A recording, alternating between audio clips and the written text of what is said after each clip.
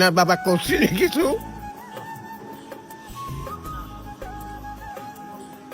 মনে পড়ে আপনার ছোটবেলায় যখন বড় করছেন, কত আদর করে বড় করছেন। পরের বাড়ি থাকে 2 সাল বিয়ে পাস করেছি, আর আমার কান দেখতে আর আমি কথা বলতে পারতেছি।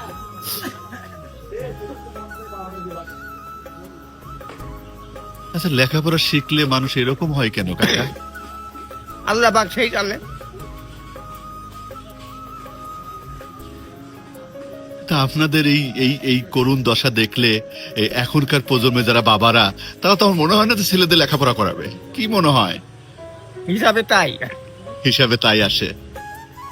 লেখাপড়া করে লাভ নেই, লাভ নেই। কোনো লাভ নেই।